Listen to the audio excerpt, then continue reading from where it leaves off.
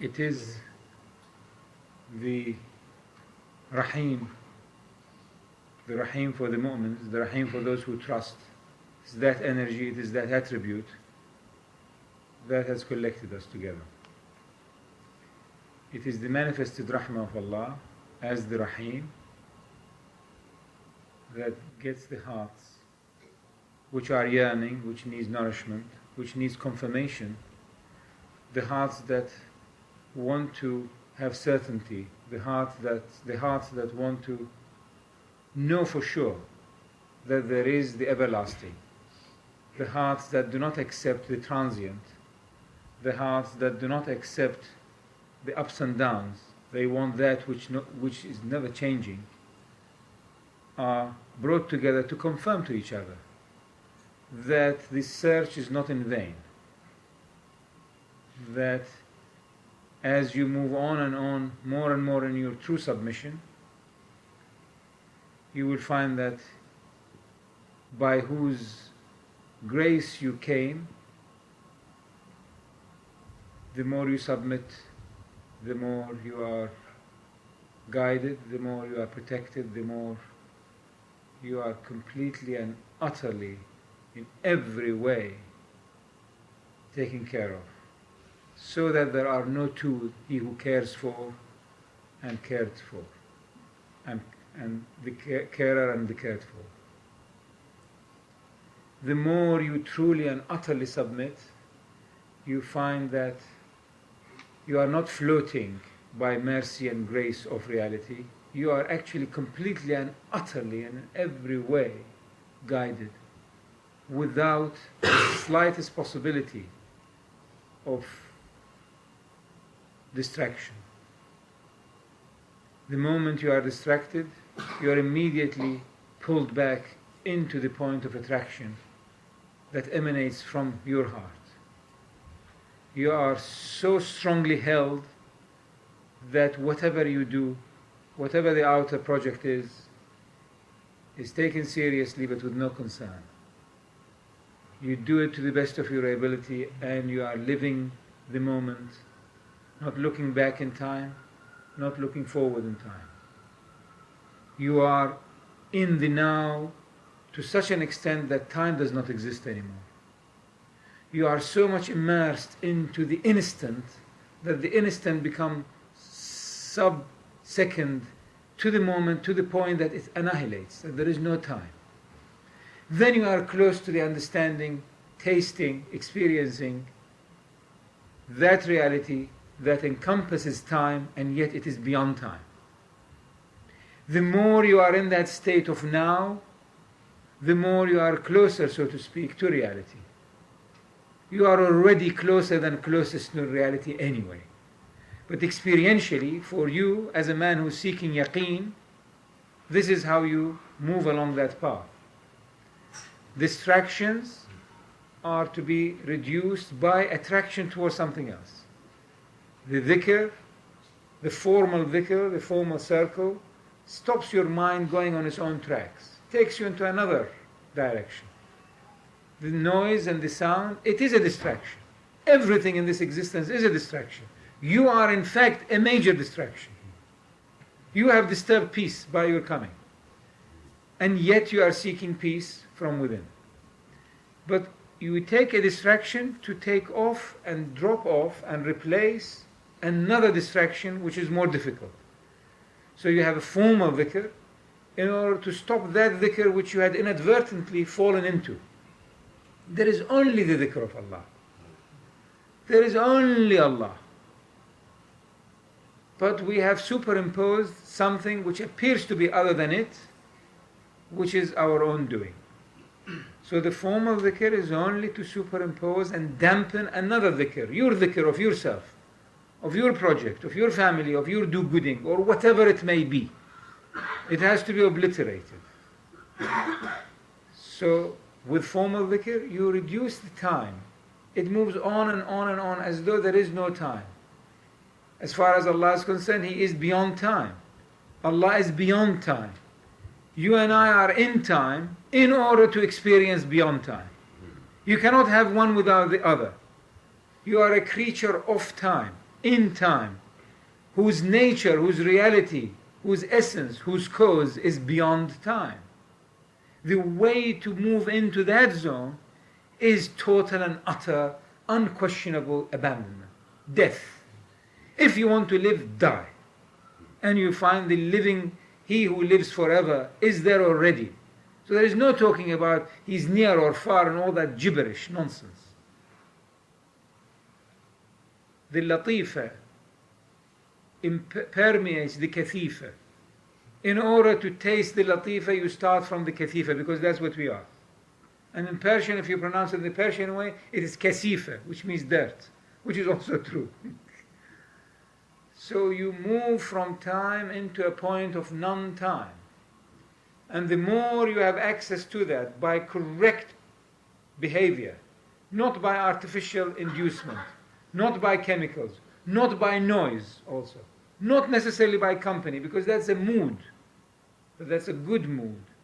It's a good mood, it's a mood until such time you have access to that mode. Instantly, spontaneously, you just sit and drop off everything, and you have dropped into that who contains everything. That is the purpose of existence. That is the meaning of Islam. If Islam does not lead you to that point, then it is not true Islam. If Sharia does not lead you, if that containment of Sharia does not lead you into experiencing حقيقة, it has failed. من تشرع ولم يتحقق فقد تفسق ومن تحقق ولم يتشرع فقد تزندق. One is zindiq, one is fasiq. It's wasted. If Sharia does not lead you experientially to have the absolute yaqeen of reality, you have failed in taking it on. Islam does not fail.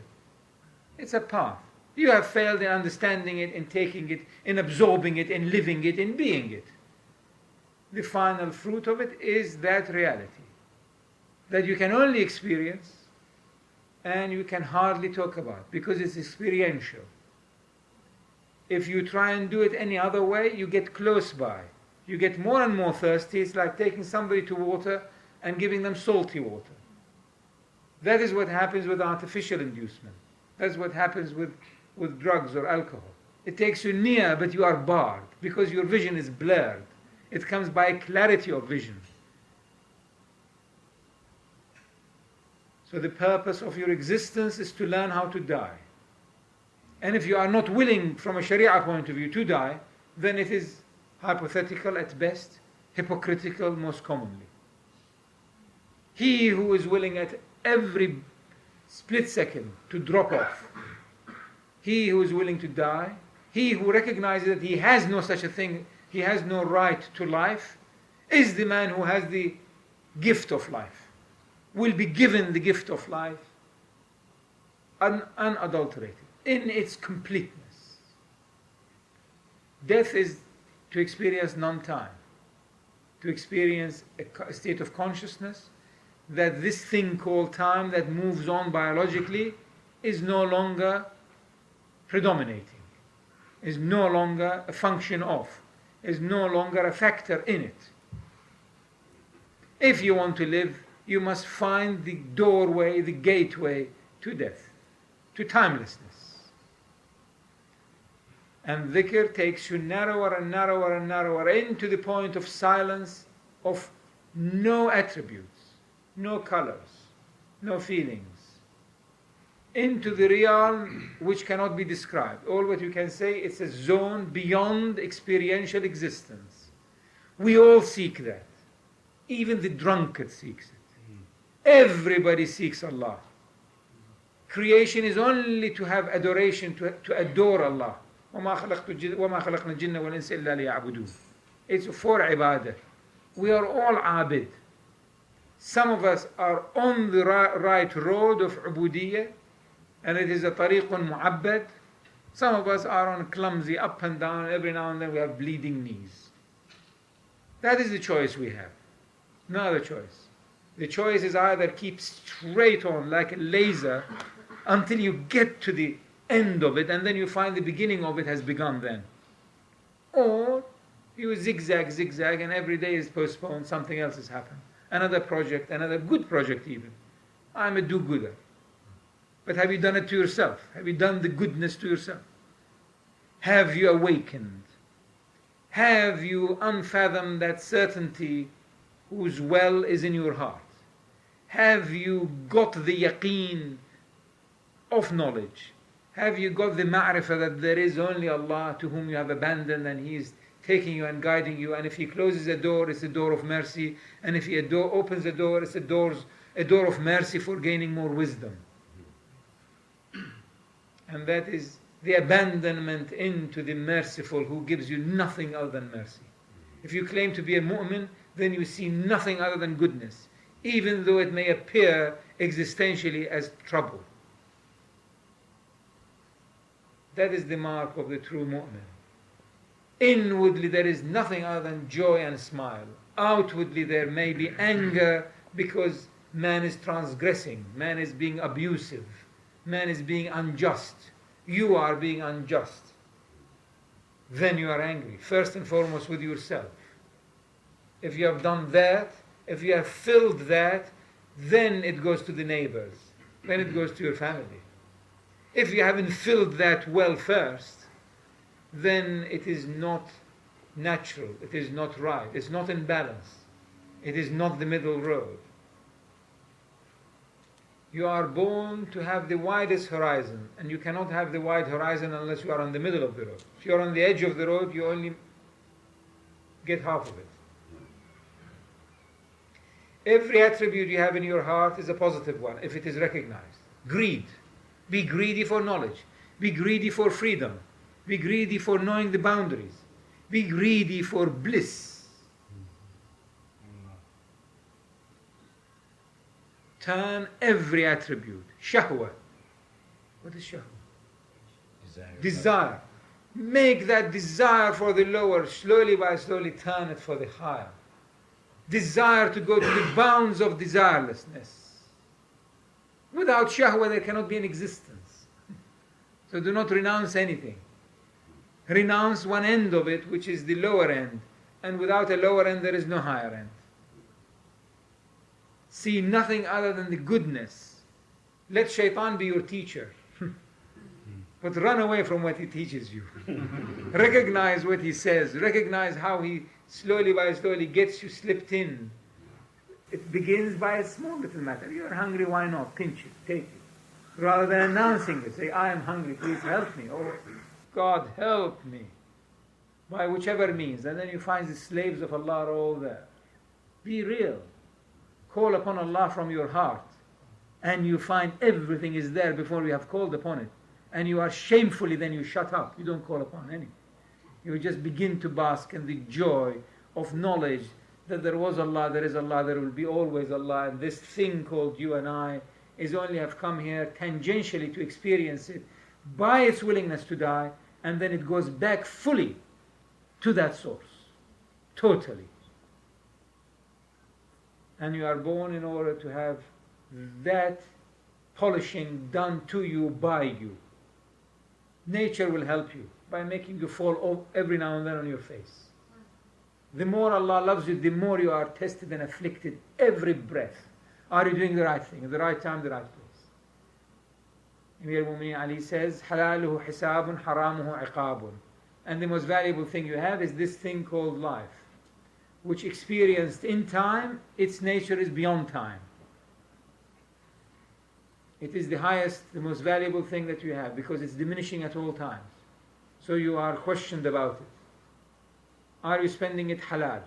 Are you spending it in the best possible way in order to know Allah? Are you living in order to experience the way towards the experience of death? If you are not, you are wasting your time.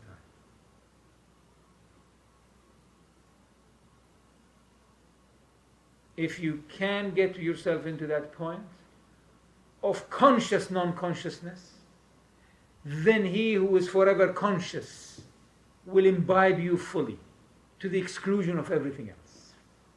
Then your consciousness is by Allah. Your work will be by Allah, because the work doesn't matter then anymore. You can drop the project any moment, because you are testing yourself whether this is the last breath or not. Are you leaving this world without a great deal of mess behind? Are you leaving it with your cupboard reasonably clean? Or are they going to have months in order to find out what they're going to do with this, that, or the other? Amir al-Mu'mineen Ali said, الزاهد ليس الزاهد من لا يملك شيئا. The Zahid, what is Zahid? The man who has no desire, does without. The Sufi, the man of Irfan, the man of a patched throat. He says, ليس الزاهد من لا يملك شيئا بل الزاهد أن لا يملكه شيء. The Zahid is not the one who does not own anything. It is he who nothing owns him. It is not that you do not own anything. What's wrong with that? Take the whole world. Nabi Allah Sulaiman, alayhi salam. He had the entire jinn and ins at his command. And yet he lived by weaving straw mats. He worked and earned his living by straw mats. Until now it's called Sulaimani. Most of the Middle East, especially in southern Iraq, which was part of his major kingdom, they weave a certain type of mats called Sulaimani. This is the way he weaved mats. And he sold it and he lived by that. Look at the perfectness. He knew exactly what he lived by and how. Do you and I know how we are living by? That precision, that clarity. No areas of uncertainties. If you're uncertain, avoid it. If you do not know, that's all right. Allah has also put you in that zone, protected you by ignorance. Never mind. But once you have doubt, you have to stop. You can't. Doubt is uncertain. And who wants uncertainty? In no matter in your life you would like uncertainty. Whether it's friendship, whether it's a house, whether it's a roof, whether it is relationship, we don't want uncertainty. We all seek Allah, the ever certain. And therefore we seek attributes of certainty. We seek friendships that last, relationships that are long, love that is firm, a job that is going to, is not going to fizzle out tomorrow after you have just learnt it. Whatever. Learn how to die. Learn how to shed everything that you treasure. Learn how to treasure the learning of shedding the treasure. And then you have the respect for the treasure and ultimate joy that comes by that mode that you can always get into. In the middle of the most devastating troubles and turmoils, your heart is not in turmoil. Amir al-Mu'mineen Ali, when he was at the Battle of Jamal, a man comes to him with a drink and he tells him the honey in this drink comes from that part of Taif. And the man tells him, oh Amir al-Mu'mineen, in this dust and in this, he was charging on the camel at that moment. How is it you can recognize, you can even think or know that this honey comes? He tells him, by he whose grace, who holds my heart, my life in his hand, there is nothing in my heart. That means the computer is clean. I can see everything. So what I am battling, this is my role. I have to amr bil ma'ruf wa anhi anil munkar. I have to put right what is wrong. This misguided woman who was misguided by few men around her, she is doing her best, but she's in ignorance. So I have to put it right. And I did not start it. So that's nothing to do with me. It's a role. I have to do it. I have the role of a father, of an earner, or a mover, or a doer, or a sleeper, a bather, an eater. You are not this animal who's eating. This is a role. You have to do these things. It is to preserve the outer. It's the hardware. There can't be a software without a hardware. Allah couldn't do it otherwise. Otherwise He would have done it. He's given you this body as your platform. So honor it, treasure it, use it as a guardian. And be zahid inwardly. Live in the palace and let your heart be in the cave. And be in the cave and you are in the palace. What is it? Be content. Be certain that it will come to you. If you have the slightest doubt, you will get the slight reward. If you have complete certainty, then you have the completeness of it. The slightest doubt makes the jar leak. And if there is a leak in it, nothing holds. So the long life you have is in order to know how not to have even those moments that comes to you in your weakness. Your strong points are your moments of weakness. You are at your best. Allah loves you most. You are closest to reality at moments of weakness. When everything around you is shattering. Then it is, are you holding your grounds? Are you in Iman? When the going is good, it's very easy. When you are sitting tranquilly, good weather, in the companions of Arifs and the companions of men of Allah, and you have dhikr, and the sound takes you with it, it's very easy. It's boring. The most boring thing for the man of true man of Allah is this sort of setting. It's artificial. It's all of it is artificial, so that you get more and more confirmed in the reality of it all. In the middle of the marketplace, you just close your eyes and say, Allah, and you are dead and reborn. If you do that, then you are beginning to move. And you have not started the 0 point either. Because the truth is beyond the sea of Irfan. Allah is beyond comprehension. Allah is beyond knowledge. He is the all-knower. The knowledge that you and I have access to has nothing to do with Allah. It is a creation of Allah, nothing to do with pure reality. It's an attribute. It may be a fi'l, it may be. So do not. Bismillah ar-Rahman ar-Rahim. قل الله أحد الله الصمد لم يلد ولم يولد ولم يكن له كفوا أحد. So do not associate. There is no such a thing. You cannot say, I am getting closer. That is shirk. أنا خير منه. So watch out. Watch out. That is all in wisdom. That is all for you to begin learning existentially. That is existential knowledge. I am telling you that what you think other people call irfan is the end of that, is the beginning of it. So demand maximum. Do not demand this little thing, a bit of wisdom, a bit of knowing how to behave. It's boring. That's boring. That's childish. Child should know how to behave.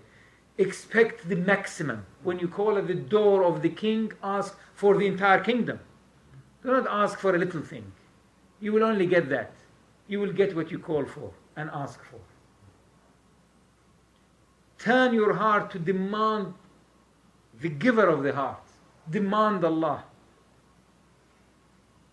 And Allah is yours. Do not compromise. Do not accept anything less. And then you find everything else is all right. You have to exist. You have to wash your hands. You have to bathe. You have to eat. You have to help those whom you are responsible for. You have to earn. Nothing wrong with any of these. But none of them matter then. They're all subsidiary. What matters then is you working in your own workshop, forging the key of bliss. How to turn it on. Allah!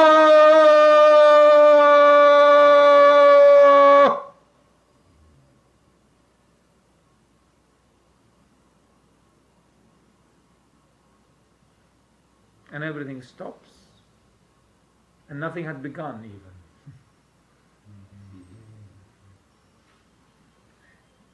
Quietly, slowly, move fast slowly, hasten slowly, as the great man in India said. Hasten slowly. Do not compromise. Gray areas, leave them aside. There will always be gray areas. There will always be areas of doubts. No one is devoid of areas of doubts. Leave them aside. There is enough certain areas. Move on them. Why do you move on uncertain grounds? What is wrong is clear. What is right is clear. And in between them there are many gray areas. Avoid them. Why do you step on something that you don't know what it is? You don't do it in daylight. Why do you do it to your heart? There are clear directions. There are clear boundaries. They are very clear. If you make them fuzzy, it's because of your ignorance, or you want to keep them fuzzy because you want to feed your nafs. Doesn't work. The purpose of your existence is to recognize your nafs and squash it. And the moment it raises its ugly horn, even though it's disguised as a do-gooder, recognize it. It's sugar-coated bitter pill. Watch out. And no sooner than you squash one side, another side comes on. It's like an everlasting weed. But once you recognize your job as a weed eater, a weed killer, then it's all right. Say, I know. I killed all those things, but now I have this. It's coming out differently. Every time is a new. وَلَا يَؤْمِنُ مَكْرَ اللَّهِ إِلَّا الْقَوْمُ الْخَاسِرُونَ. And if you think you have caught it, if you know the tricks, you are at a loss. So do not be arrogant that you have got all the tricks. The tricks will stop when the trick of time stops by your death. That is when the trick really stops. Until then, the trickster is at its work. All the time. As the Jews say, تسد من هوني تنفتق من هوني. You know, they always complain. They say, you close it from this side, the stitch opens from another side. He was a seamster, obviously. He was a very poor seamster. So he wanted to justify. He said, but every time I stitch it for you right this way, it opens that way. This is how life is. So as are you able to go beyond it. In it, but not of it. In this life, but not of this life. That's the meaning of dhikr. If the noise and if movement and if dancing, if all of this is conducive, then it is correct. Because it leads you to a point whereby you can switch off into that zone anywhere, anytime, no matter what condition you are in. And then you are safe. You all the time plug in. Plug back into yourself. Outwardly you plug into salat 5 times a day. Inwardly you are plugged in recognizably by yourself beyond time. Nothing else matters. You're waiting for the next experience. Treasuring the present experience, not renouncing it, living it fully, totally, joyfully, thankfully,